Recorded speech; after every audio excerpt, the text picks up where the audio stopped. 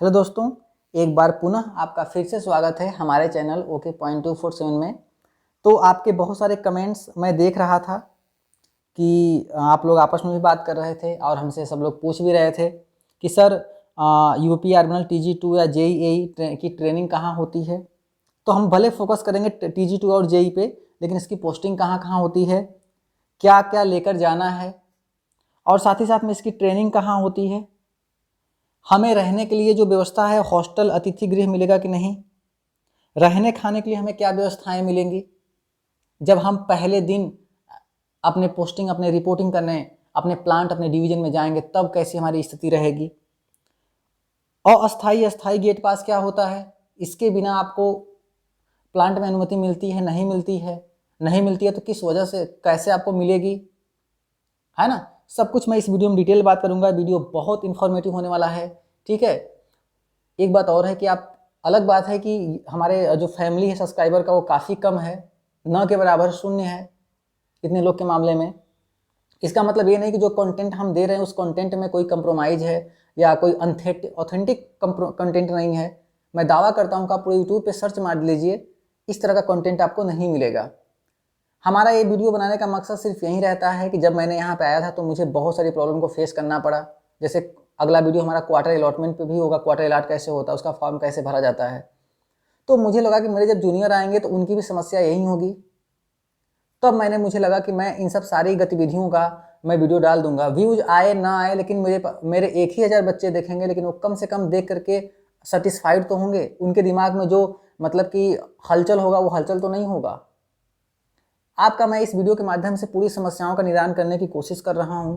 आप इस वीडियो को पूरी तरह से देखिए, साथ साथ अपने मम्मी पापा को भी दिखाइए कि आप कितने आपकी जो जहाँ पे आपकी जॉब लग रही है वो कैसा है कैसा नहीं है, वहाँ का माहौल कैसा है, उनको भी दिखाइए, वो मोटिवेट होंगे। हम भी थे तो हम भी कोशिश करते थे कि माँ बाप को दिखाएं अपने, लेकिन वीडियो मिलता ही नहीं था। लेकिन एक वीडियो मिला था अनपरा कॉलोनी का, तो मैंने दिखाया था, ठीक है।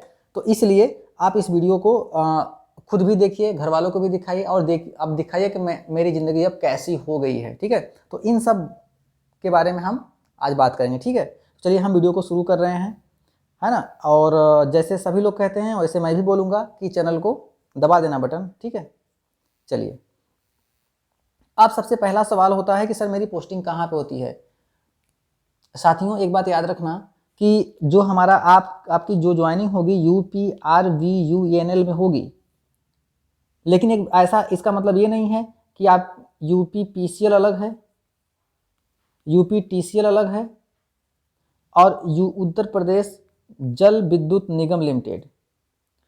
देखिए, पहले ये सभी सभी एक ही हैं, सबका हेडक्वार्टर लखनऊ ही है, सभी के जो चेयरमैन हैं MD हैं सबके एक ही होते हैं।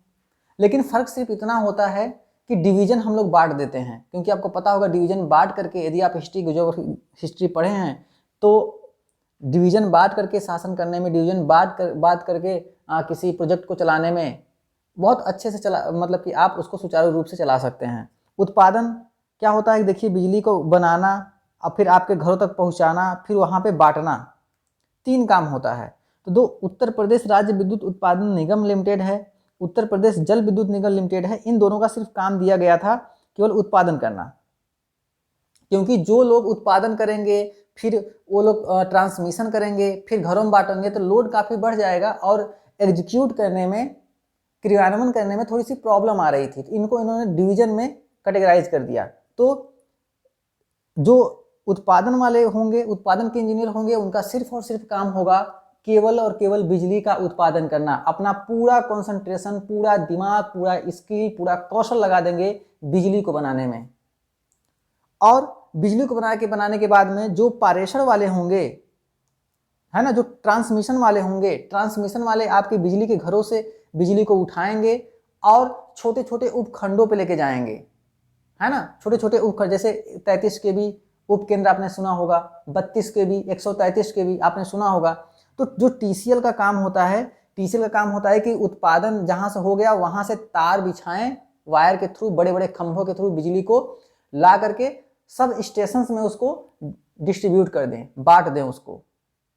सब स्टेशन पे डिस्ट्रीब्यूट करने के बाद में जो वितरण वाले होते हैं उनका काम खत्म हो जाता है। फिर आता है काम यूपीपीसीएल का, Uttar Pradesh power corporation limited.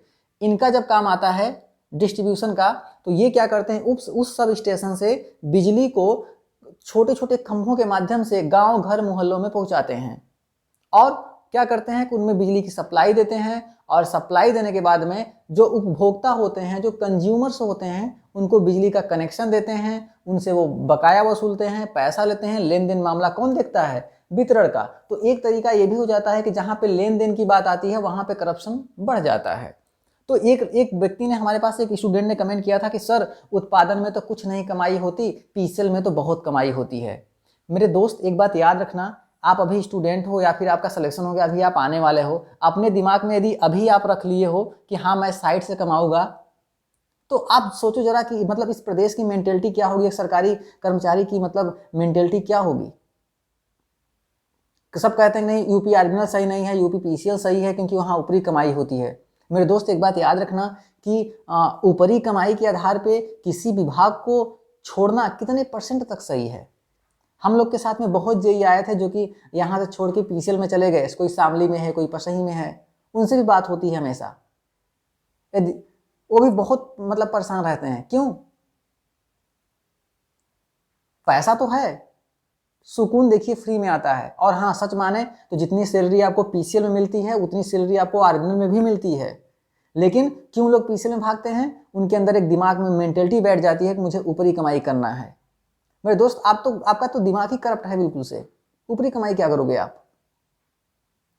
ये इनडायरेक्ट। तो इसलिए मैं आपसे रिक्वेस्ट करता हूं कि प्लीज़ यदि आपके दिमाग में यदि ऐसा है कि मैं चल रहा हूं गवर्नमेंट जॉब करूंगा और ऊपरी कमाई करूंगा, मेरे दोस्त, तो आप ज़्यादा दिन तक जॉब नहीं कर पाएंगे। माना कि आप 3 साल 4 साल 5 साल 10 साल आप यूपीसीएल में या आर्मी में कहीं भी, यहाँ भी ऊपरी कमाई होती है, ऐसा नहीं है। हम कहीं भी ऊपरी कमाई करने के लिए आपको नहीं करें। हम चाहते हैं कि आप संघर्ष से नौकरी पाए, ईमानदारी से पाए हैं, पूरे सत्यनिष्ठा के साथ, कर्तव्य के साथ अपनी जॉब कीजिए, पूरे जीवन भर आपके ऊपर कोई उंगली न उठा सके, ऐसे आप नौकरी करिए। ठीक है? तो इस बात का आप ध्यान रखिएगा, ऊपरी कमाई पे जाना ही नहीं है आपको, अपनी जॉब करनी है। नहीं पता चला कि ऊपरी कमाई की, एक बार सस्पेंड हुए, जितना कमाई था सब निकल गया, क्या करोगे? तो ये हो गया यूपी आर्मिनल, पीसीएल, टीसीएल। ठीक है, अब हम बात करेंगे कि उत्तर प्रदेश राज्य विद्युत उत्पादन निगम लिमिटेड का प्रोजेक्ट कहाँ कहाँ है, परियोजनाएं कहाँ कहाँ हैं। तो आपको पता होगा एशिया की सबसे पहली, भारत की सबसे पहली ओबरा परियोजना, तापी परियोजना। उसके बाद कहाँ होता है, अनपरा। दूसरा ले लूँ कलर, चलेगा क्या?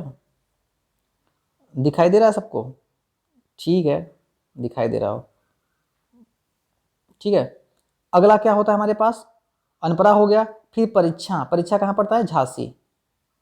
फिर जवाहरपुर, है ना, मैं हिंदी में लिख रहा हूँ जवाहरपुर, ध्यान समझना, जवाहरपुर ये कहाँ पड़ता है, एटा।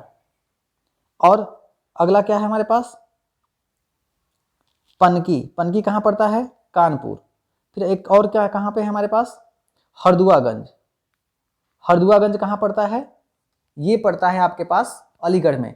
तो 6 परियोजनाएं हैं जहां पे आपकी पोस्टिंग होनी है। कितनी परियोजनाएं, 6 परियोजनाएं, ओबरा, अनपरा, परीक्षा, और ये हमारे पास जवाहरपुर, ये कहाँ पड़ता है, एटा, हरदुआगंज अलीगढ़, और पनकी कानपुर। तो आपका जो गृह जनपद होगा, आपके गृह जनपद के पास में जो जो प्लांट पड़ेगा उसी में आपकी पोस्टिंग होती है। समझ में आ गई बात? एक बार फिर से, ओबरा, अनपरा, परीक्षा, जवाहरपुर, हरदुआगंज, पनकी, पनकी मतलब कानपुर, इसके आसपास जितने लोगों का जिला गृह जनपद पड़ता है उनकी पोस्टिंग उसी जगह पे होती है। यदि मान लीजिए कोई लोग उत्तर प्रदेश के बाहर हैं तो उनकी भी पोस्टिंग डिस्टेंस के अनुसार होगी कि कौन सा प्लांट उनके पास पड़ेगा, ताकि वो अच्छे से सुगमता पूर्वक अपने घर और अपने परिवार का निर्वहन भी कर सकें, देख रेख भी कर सकें। आई होप क्लियर हुआ। पोस्टिंग कहाँ होती है, डिस्टेंस के आधार पे होती है। जो आपके सबसे नज़दीक प्लांट होगा वही मिलने वाला है। क्योंकि मैं मिर्ज़ापुर हूँ तो मुझे ओबरा मिला हुआ है। ठीक है। और दूसरी बात, एक फैक्टर और काम करता है। यदि मान लीजिए मैं मिर्ज़ापुर का हूँ, मुझे ओबरा मिलना चाहिए लेकिन ओबरा में जगह नहीं खाली है, तो मुझे अनपरा भेज दिया जाएगा, है ना, सेकेंड नियरेस्ट। अब पता चला कि ओबरा अनपरा में जगह नहीं खाली है, परीक्षा में खाली है, तो हमको थर्ड नियरेस्ट मिल जाएगा प्लांट। ठीक है, आई होप क्लियर होगा पॉइंट। तो पोस्टिंग कहाँ कहाँ होती है समझ में आ गई बातें। अगली बातें, अगला टॉपिक क्या था कि क्या क्या लेकर जाना है। देखिए, जब आप चलेंगे तो पहली बात तो अपना ज्वाइनिंग लेटर है ना, पहला ज्वाइनिंग लेटर कम से कम 5 कॉपी आप फोटोकॉपी करा लेना, पूरे पेज का आएगा। तो उसके साथ ज्वाइनिंग लेटर लेना, सारे डॉक्यूमेंट, मतलब जितने भी डॉक्यूमेंट आप लेके गए थे डीबी के टाइम पे ना, वो सारे डॉक्यूमेंट आप ले लेना। ठीक, तो मतलब कि सभी डॉक्यूमेंट, जो ऑल डॉक्यूमेंट होंगे आप ले लेना। और आधार कार्ड पैन कार्ड हमने बता रखा है वीडियो में कि 10-10 कॉपी सबका करवा लेना, सब लेके चलना। और फोटो हमेशा जब, ठीक, तो ये लेना है। उसके बाद आपको अपने सारे कपड़े ले लेने हैं, सभी कपड़े। ठीक है, कपड़े लेना है और कम से कम एक ठो बेडशीट ले लेना है। बेडशीट है ना, ब्रश, मंजन, टॉवेल। ठीक है, यदि आप स्टडी में आपको अच्छा लगता है पढ़ना तो आप स्टडी, हालांकि मोबाइल है तो कोई ज़रूरत ही नहीं है, मोबाइल का चार्जर तो आप भूलेंगे नहीं, मालूम है हमें। ठीक है, और ईयरफोन भी नहीं बोलेंगे, कुछ भी, मतलब इलेक्ट्रॉनिक गैजेट छोड़ करके आप लैपटॉप भी ले सकते हैं। ठीक है, इलेक्ट्रॉनिक ये सब आप नहीं भूलेंगे और आप पूरी व्यवस्था से लाएंगे आपको। ठीक है, ले लीजिएगा। और एक कम से कम एक प्लेट, याद रखिएगा, एक प्लेट आप ले लीजिएगा, है ना, एक प्लेट ले लीजिएगा। बोतल भी आपके पास होनी चाहिए, ठीक है ना, गिलास भी आपके पास होनी चाहिए। इन सबको एकदम छोटा छोटा ले लीजिएगा। कभी कभी होता है कि सब लोग यहाँ पे आते हैं ज्वाइनिंग करके, फिर छुट्टी लेके चले जाते हैं घर पे, सामान लेके फिर से आते हैं, तो ऐसी भी व्यवस्था है। ठीक है, तो आप आते समय अपने गार्जियन को भी साथ में लाइए, ना लाइए कोई दिक्कत नहीं है, सब लोग लेके आते हैं, मैं तो अकेले ही आ गया था। ठीक, तो आपको बात समझ में आ रही है ना। तो इतना आपको कर लेना है कि मतलब कि सब सामान आपको ले लेना है बस। अगली पॉइंट क्या थी हमारे पास कि ट्रेनिंग कहाँ कहाँ होती है। तो मेरे दोस्त एक बात याद रखना कि अभी भी जितने भी हमारे पास पावर प्लांट हैं, तो पहले 50 मेगावाट के थे, ये ख़त्म हो गए हैं। अब कितने हैं, 200 मेगावाट के, 210 मेगावाट के। फिर 500 मेगावाट की भी परियोजनाएं हैं। उसके बाद 660 की परियोजनाएं ओबरा में बन रही हैं, तो ओबरा में, हरदुआगंज में। तो ये सब है। तो आपको पता है कि इन सब परियोजनाओं का जो मॉडल है वो हमारे टीटीआई में रखा हुआ है, थर्मल ट्रेनिंग इंस्टीट्यूट, टीटीआई। तो जो आपकी जो ट्रेनिंग होती है ना, इतने इतने मेगावाट की, तो आपको बता दूं, देखिए ये है टीटीआई, है ना, जहाँ पे सबकी ट्रेनिंग होती है।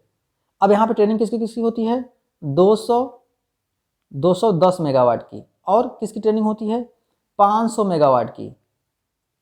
इन सब की ट्रेनिंग कहाँ कहाँ होती है, टीटीआई में। आ रही बात समझ में आपको।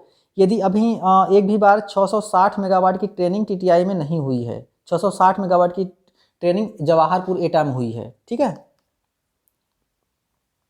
तो एक बात यहाँ पे आप याद रखना, तो ये टीटीआई है, तो यहाँ पे आपकी ट्रेनिंग होती है।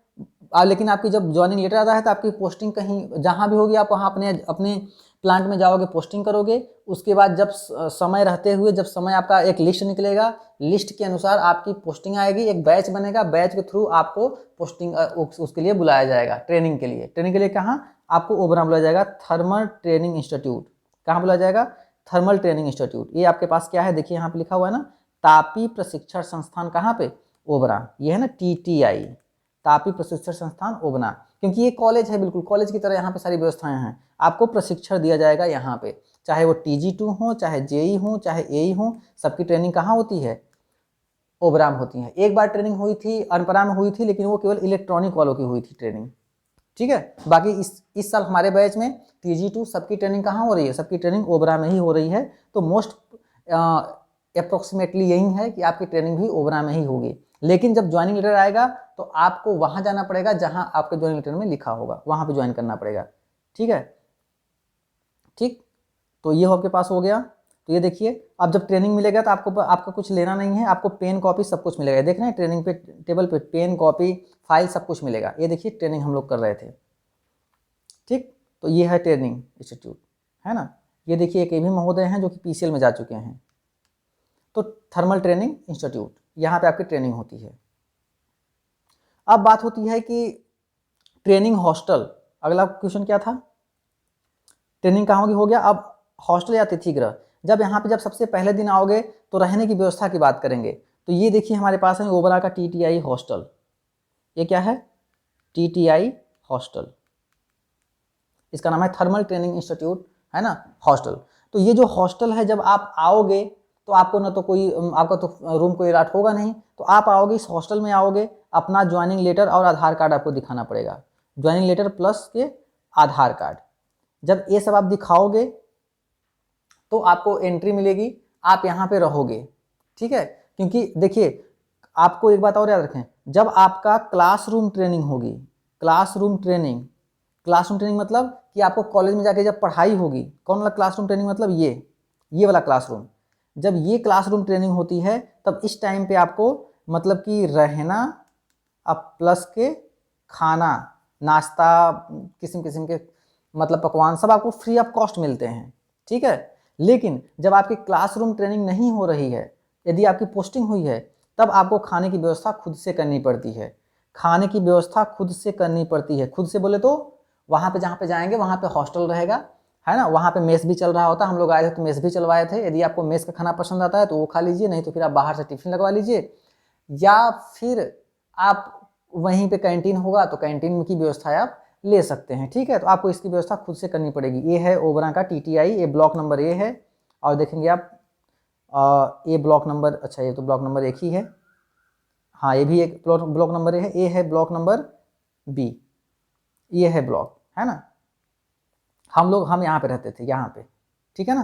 तो ये है, तो इसके पीछे कौन रहते हैं? TG2 वाले रह रहे थे, ठीक। तो इस तरह से आपके पास ये ओबरा का हो गया हमारे पास रहने की हॉस्टल की व्यवस्था। आप जहाँ जाएंगे, जिस जिस परियोजना में जाएंगे वहाँ पे आपको रहने की व्यवस्था मिलेगी।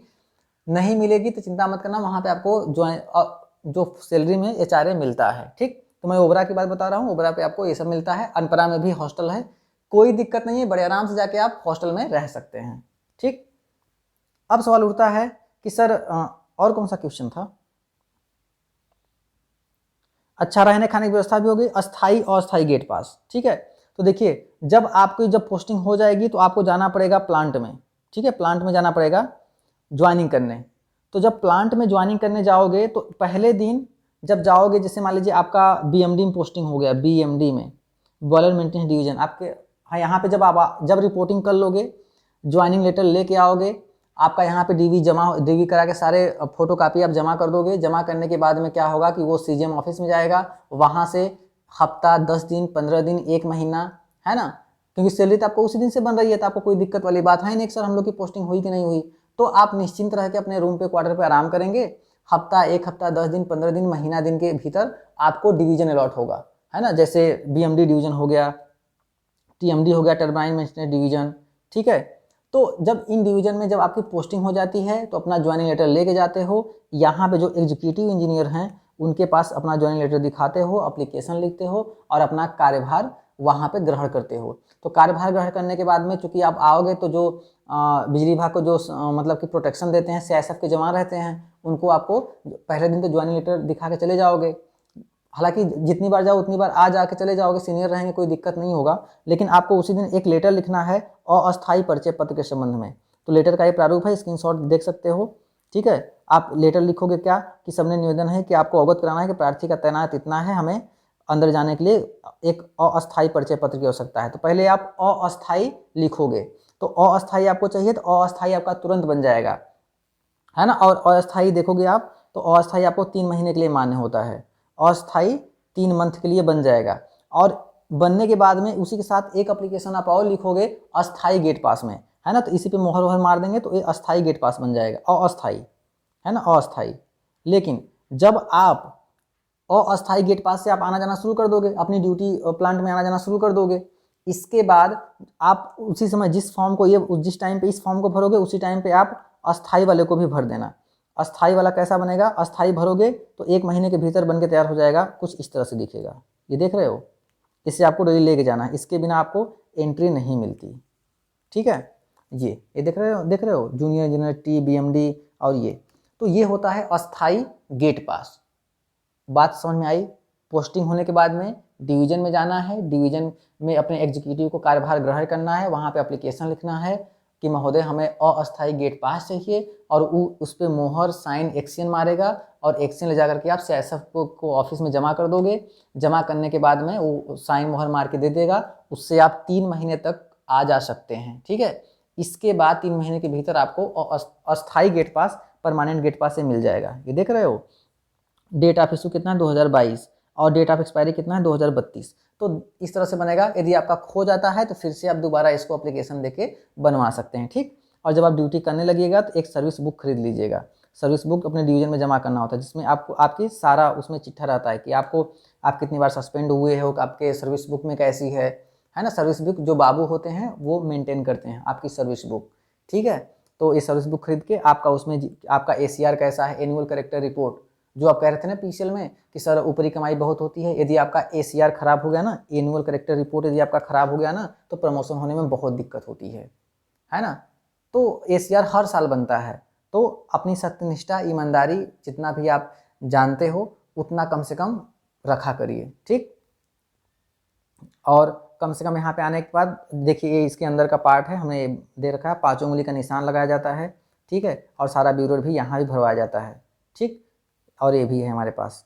ठीक है, तो ये है तो कहने का मतलब। और हाँ, ये मैंने फ़ोटो इसलिए शामिल कर लिया था क्योंकि ये देखिए जब आप मेरी पहली सैलरी आई थी है ना, तो जब मेरी ज्वाइनिंग लेटर आया था तो मैंने पहली सैलरी में, क्योंकि मैं पहले से पढ़ा रहा था, कुछ मेरे पास सेविंग थे, कुछ सैलरी आने के बाद मैंने अपने पापा को ये गिफ्ट किया था है ना। 1 लाख की स्कूटी थी, जुपिटर TVS है ना। तो ये था, तो और मम्मी को मैंने साड़ी दिया था। तो आप भी अपने माँ बाप को, क्योंकि उन्हीं के बदौलत आप इस दुनिया में आए हैं, तो उनको कुछ ना कुछ आप ज़रूर दीजिएगा। जब आपकी पहली सैलरी आएगी बहुत अच्छा लगेगा, वो लोग बहुत खुश होंगे, आपको गले लगा लेंगे। तो मैंने ये दिया था। ठीक है, 1 लाख की गिफ्ट थी ये मेरे पापा की। ठीक, तो आई होप आपको बहुत पसंद आया होगा वीडियो। और एक बार फिर से मेरे दोस्त कि ऊपरी कमाई नहीं देखना चाहिए, पहले आप ज्वाइनिंग लीजिए, उसके बाद तैयारी कीजिए, है ना। ऐसे मैं बहुत लोगों को जानता हूँ जो ऊपरी कमाई बहुत करते हैं, लेकिन उनकी फैमिली इतनी डिस्टर्ब रहती है, पता चला कि जितनी ऊपरी कमाई कर रहे हैं इधर बीवी के इलाज में जा रहा है। मैं अच्छे अच्छे IAS PCS को जानता हूँ, अच्छे अच्छे इंजीनियर्स को जानता हूँ कि ऊपरी कमाई बहुत करते हैं, लेकिन उनकी ज़िंदगी बस से बदतर है। ठीक है ना, कोई मतलब आपको मैं एक बार फिर से और बता दूँ कि जो सेविंग होती है, आपको मैं बता दूं कि जो सेविंग होती है, सेविंग या अमीरी गरीबी इस बात पर निर्भर नहीं करती कि कौन कितना कमाता है। अमीरी गरीबी इस बात पर, तरक्की इस बात पर निर्भर करती है, आप आगे जाएंगे कि पीछे जाएंगे इस बात पर निर्भर करती है मेरे दोस्त, कि आप बचाते कितना है। अब जरा सोचिए कि आप क्या बोलते हैं, साइड से आप लाखों रुपए कमा रहे हैं, जितना आपकी सैलरी उतना साइड से कमा रहे हैं, लेकिन उससे ज़्यादा आपका घर में डिस्ट्रीब्यूट हो रहा है, ऐसे में जा रहा है, हेल्थ में जा रही है, डॉक्टरी का चक्कर काटते हुए वकील कानून में इधर इधर जा रहा है, तो बचा कितना। तो आप निश्चिंत रहें, निष्पक्ष रहें, सुकून से रहें, बिल्कुल सटीक नौकरी करें, सही करें। आप सही रहेंगे तो सबको खुलेआम बोल पाएंगे। ठीक है, आई होप ये वीडियो बहुत लंबा हो गया, लेकिन फिर भी जानकारी मैंने पूरी देने की कोशिश की है। तब तक के लिए thank you, take care, bye bye. यदि आप नए हैं तो प्लीज़ चैनल को सब्सक्राइब कर लीजिएगा। Okay, bye.